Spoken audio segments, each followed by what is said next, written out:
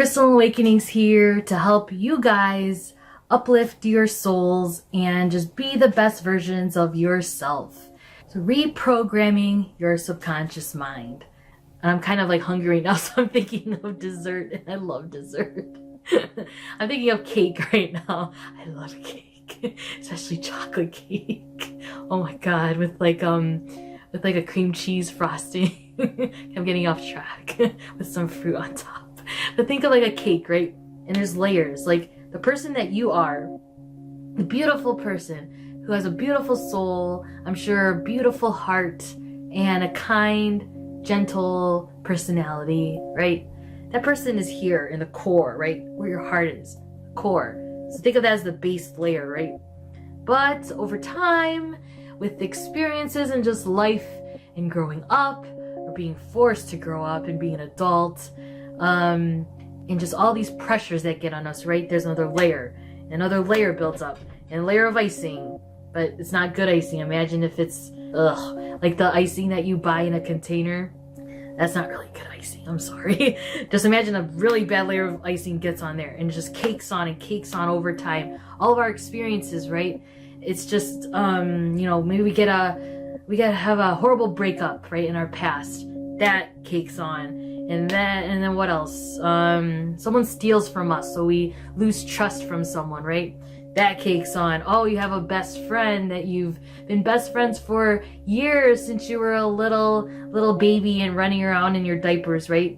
Maybe your parents are best friends at your daycare and you're best friends since. But then they stab you in the back and they I don't know what they do. Betray you for some reason, right? Okay, maybe they do something to you and you can't trust them anymore, and you break up your relationship of I don't know how many years, and you're not friends anymore, right? That will cake on. Okay, there's so many layers on top of like who you really are, a kind and loving person, and you can't see that anymore within you. You can't feel compassion for people, or you can't feel love. Sorry, that was distracting. But you can't feel love anymore, and you can't like trust people. Like those layers I was talking about, all that stuff, all that caked on layers of like the word, like your most, like a spoiled cake, or like just the flavor that you hate the most. What's a flavor of cake that I don't like? I just want to give a visual, because I'm a visual person, so I'm trying to give you guys visuals. I don't know, I like all cake. Okay, I'm just trying to think. I like German chocolate cake. What's the kind of cake? Okay, I'm not a big fan of lemon cake. It's okay.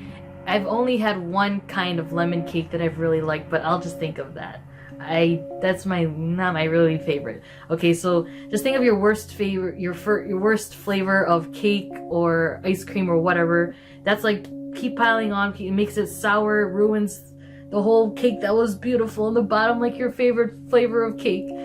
And you just can't feel anymore, can't feel emotions. Like I've heard this so much, especially, it's really sad. I worked with like thousands of people over the last decade in my life, and I worked with like a lot of adults who dealt with depression, and I can just like see their faces right now, and it's sad. Like I could see in their eyes there was like no life there anymore, and they just like didn't care for life. Like they just have so much pain that they experience. Like they didn't have to say anything, but I could just see it in their eyes, right? Like how many people hurt them or took advantage of them, or they just don't trust people anymore, or there was just no one there who really just showed that they cared for them. Can that relate with you guys at all? I can sure relate to it.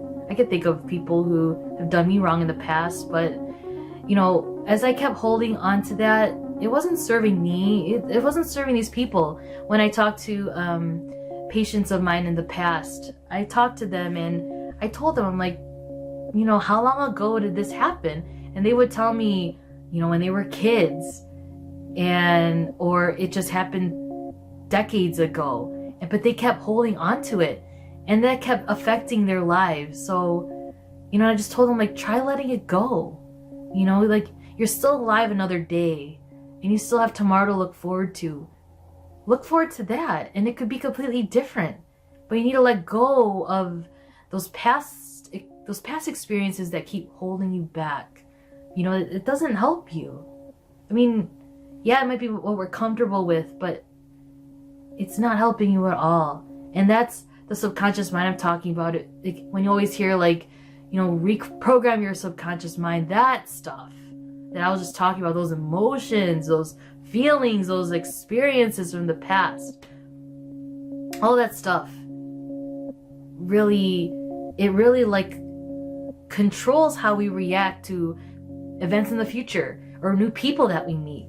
We have to let that go.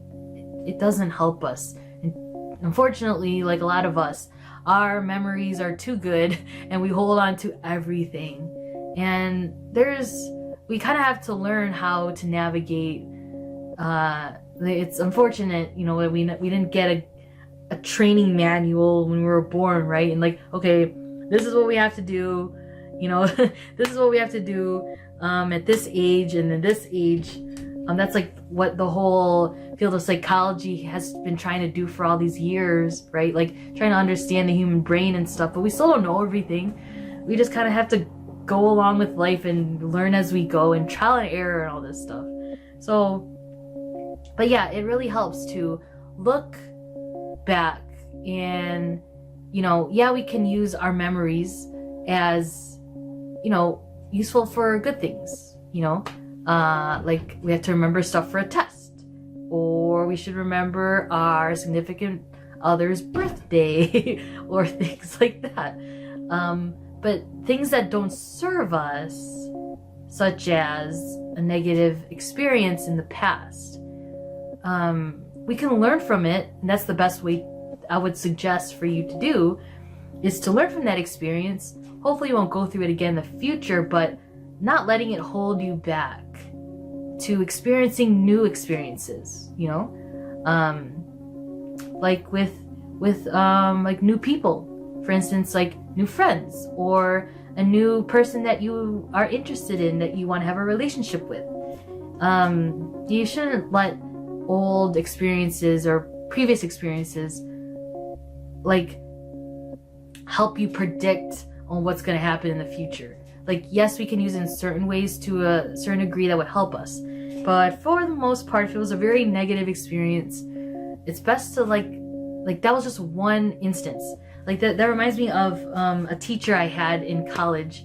He was my psychology professor. I think it was like an introductory class, and a lot of people didn't like him because he was probably a person that went through a lot, and he just let all that stuff hold him down, and he looked really miserable, and no one really liked him. He was very strict, but he said something that forever stuck in my head, and that really helped me to move on in the future if I experienced pain in the past or had bad experiences with certain things, to try it again in a different experience, right? And it could be a completely different experience, an overall good result, right? So he said something like, look at everything as its own isolated experience, okay? And even though it might be similar in the future of like the same experience, keep looking at it as an isolated experience, as a separate experience, and each person as a separate person, and don't group them up. Like, this is good just for like any researcher or any person in a scientific based field, or just living in regular everyday life, right?